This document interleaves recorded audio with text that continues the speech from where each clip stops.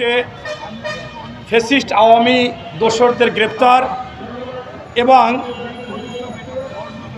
আগামী জাতীয় সংসদ নির্বাচন সুষ্ঠুভাবে যাতে হয় সেই প্রস্তুতির দাবিতে প্রতিকী তারুণ্যের সমাবেশের সম্মানিত সভাপতি মফিজুর রহমান লিটন উপস্থিত আছেন। আজকের অনুষ্ঠানের প্রধান অতিথি, যিনি একাধারে কলম যোদ্ধা, একাধারে তিনি যখন টকশোতে বা কোথাও বক্তব্য দেন তখন কেউ কোনো দাড়ি কমা ধরার মতো স্থান, একসময় ছাত্রদলের সোনালী অতীত জনাব আসাদুজ্জামান রিপন উপস্থিত আছেন। আজকের অনুষ্ঠানের প্রধান বক্তা ডাকসুর সাবেক জিএস, 90-এর আন্দোলনের লড়াকু সৈনিক, বিএনপির যুগ্ম মহাসচিব, সাবেক এমপি জনাব খায়রুল কবির খোকন উপস্থিত আছেন।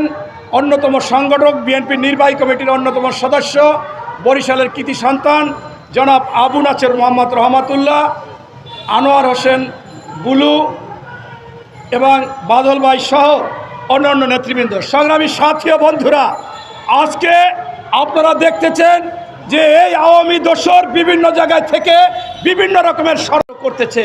আজকের সবচেয়ে বড় ষড়যন্ত্র হচ্ছে বিএনপির বিরুদ্ধে। কারণ সরল কথা হচ্ছে, অন্তর্বর্তীকালীন সরকার বলেন, তত্ত্বাবধায়ক সরকার বলেন, বা কোনো একটি সমস্যা হলে একটা সরকার আসলে তাদের প্রধান কাজ হচ্ছে জনগণের ভোট অধিকার, এবং সেখানে তাদের নির্বাচন, জাতীয় নির্বাচন করবে।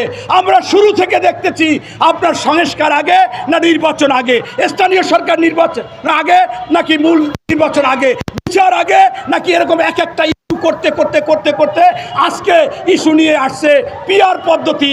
আপনারা দেখেছেন যে আপনার পিআর পদ্ধতিতে যারা যা বলতেছে, কাছে মানুষ যাবে, তাদের দেখে শুনে ভোট দেবে, ওই অঞ্চলের লোককে ভোট দেবে।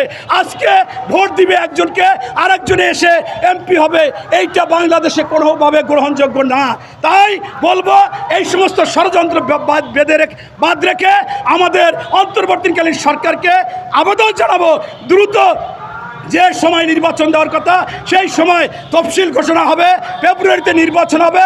বাংলাদেশের মানুষ ভোট অধিকার চায়, বাজার দর নিয়ন্ত্রণ চায়, আইন শৃঙ্খলা চায়, সুশাসন, সুনীতি, সুবিচার চায়।